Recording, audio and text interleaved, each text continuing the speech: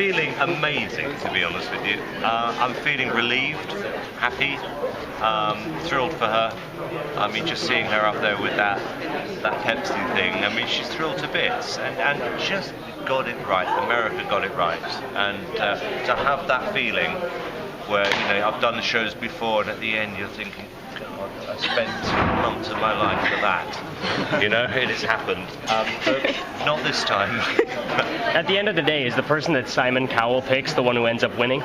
Well, they've definitely got an advantage, because I know how to do this better than the others, yeah.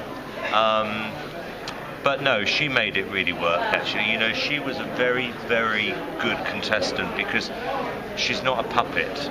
She really thought long and hard about how she was going to interpret the songs. We used to call her Eeyore, the donkey, when she was unhappy with the song. Very, very grumpy. But in a weird way, that was quite good to work with, because if she didn't like something, there was a reason. Other times, I forced her to do stuff she just didn't want to do, to prove the point that she can sing Michael Jackson, she can sing songs like Feeling Good. And it just brought out a different side of her vocals. So every week we were discovering something new in her. Now, girls haven't won these shows in a while, not the last 4 seasons of Idol, not The Voice. What do you think it was about Melanie that sort of broke this curse of girls on reality shows that aren't able to win? I hadn't thought about that, actually. But you're right. It's always a problem when a show can turn into a popularity competition, because then you might as well cut out the singing. I think because she was so good, I think America, and I saw this on Twitter, you've got a very, very sophisticated audience out there right now. They really do know the difference between someone good and bad. And I think the voters on the show took it quite seriously. I mean, I think we got something like 40 million votes last night. That's a lot. That's a big percentage of your audience voting, and they took it seriously. So I'm very thankful and grateful to them. On the whole, did the U.S. X Factor go as you hoped it would? And is there anything different you can think of so far that you do for season 2?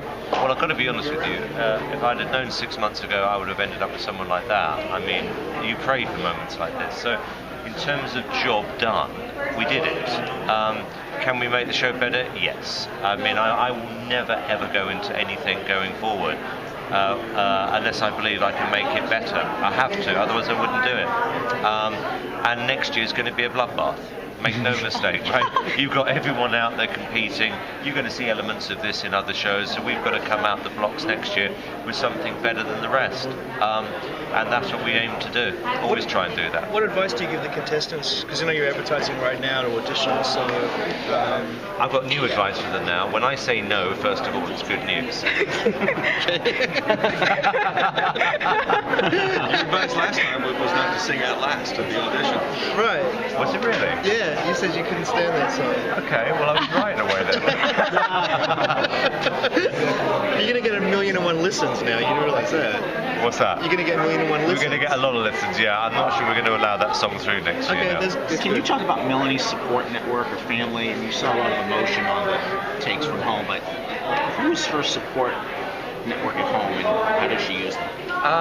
You saw that connection when her grandmother was mentioned. I mean, there's obviously a very, very strong bond there. But the family are great. They're really, really nice people. And her little sister, I mean, again, when I went to her house, her little sister, who was 12, stood there glaring at me, even when I said yes, as if to say, don't ever let her down again. I mean, up until the moment she won, I don't think I was truly forgiven. What was it about, I mean, obviously it's been talked about a lot that you first cut her and then went back for her. What was it about it that made you cut her at first, and what was it that made you realize you made the mistake? I just had this really bad nagging feeling. And I realised that I'd forgotten how good that first audition was. And then it eventually was sent to me the second I saw it cut. It was like I'd been kicked in my stomach. It was like I've said no to maybe the potential winner of this show. That's how I felt. But do you think that helped her in the end, because it sort of gave her a story arc, an underdog thing, the fact that she was the person that almost didn't make it? They'll all be trying it next year. They'll all kick somebody out, then bring the bat thinking it's going to work. Yeah. All the judges will be doing it, I guarantee it. Did you have any special words for her after she won? I think you were the first to embrace her. I can't remember what I said, but I do remember at some point saying, Mel, you are going to have to sing the song again. And I kind of knew what was coming. It only sinks in a day later.